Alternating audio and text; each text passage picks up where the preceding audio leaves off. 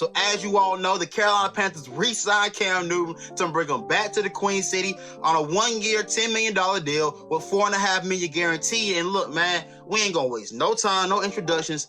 Let's get into it. So let's get into the immediacy of the future of Cam Newton and his Panthers organization. Current day, Cam's your starter moving forward. Obviously not this week against Arizona. PJ Walker will start this game.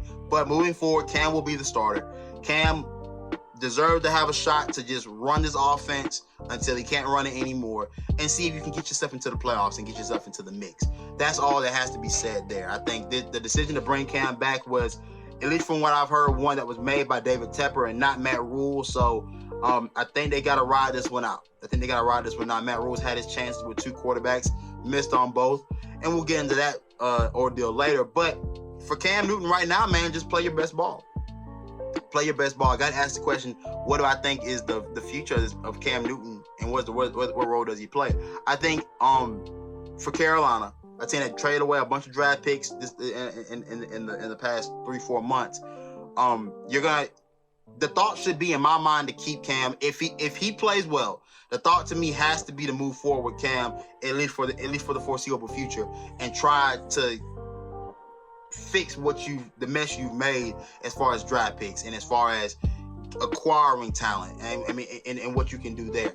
I think it solves your quarterback problem. In my mind, it solves your quarterback problem because Cam is better than the previous 2 guys you've had quarterback for this franchise, and it solves your quarterback problem, and now you can focus in on the offensive line and fixing that, and you can apply all of your draft capital and your offseason to fixing that group. I think it makes it a lot easier to bring certain guys back. I think getting DJ Moore to sign back and getting DJ Moore to not have to play on a franchise tag or exercise that 5th-year option is very imminent now with Cam back. I think having Robbie Anderson, who's been upset to say the least at Sam Darnold's play, having him, I think, probably be happier with a competent quarterback throwing him the football helps out a lot. Dante Jackson, Stephon Gilmore, Hassan Reddick, those type of guys that can now hopefully play with a quarterback that gives them a legit shot. And what they're doing on defense has been great all year, but now they have a legit quarterback that can get them an opportunity to really be great. I think those guys will be looking to come back as well. For Carolina, in the immediacy, don't worry about the quarterback position just yet. I think, obviously Cam isn't the future anymore. He's 32 years old. He's the right now. But for the right now, take care of what you have in front of you. Take care of an opportunity to make the playoffs. Take care of an opportunity to be competitive. And the best way to do that is by fixing the offensive line, which even if Cam is not your future guy, it'll be great for the next guy that comes up. And I think now the plan that, at least in my mind, should have been enacted from the beginning, you keep Cam Newton on the roster, you draft your guy in the upcoming seasons to take over at the quarterback position, and you let him bridge you into the future, as it should have been done from the very beginning. Now, let's get into Matt Rule and David Tepper and what I think is going on there. Now, let's get into the salacious part of this ordeal, and that is David Tepper and the Matt Rule dynamic. So from what I've heard, and this is all conjecture, this is all rumors, but a lot of rumors are swirling around right now. From what I heard, David Tepper overstepped Matt Rule to get this done. Matt Rule was still on the wave of, and these are just things that I've heard, that, initially, the reason why Matt Rule decided to go in a different direction aside from Cam when he first got the job was because he didn't want to deal with Cam's, I guess, ego in the locker room and wanted to have his stamp be put on this organization. And didn't think he could probably do that with Cam Newton in the locker room, which speaks to Cam's aura that he spoke about after his release from the from the New England Patriots. He talked about his aura and how he demands the room, and not even by force, but just by naturally being the guy that he is, he commands the room. And I believe that to be true, and I believe Matt Rule believed that to be true as well. But now let's get into why would that be an important factor?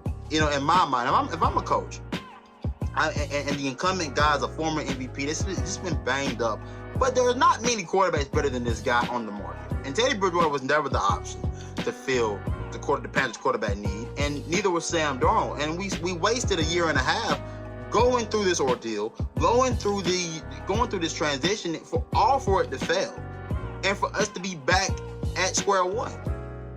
And look, big ups to David Tepper for recognizing that what was going on wasn't working and stepping in and saying, hey, look, dog, we've tried it your way twice.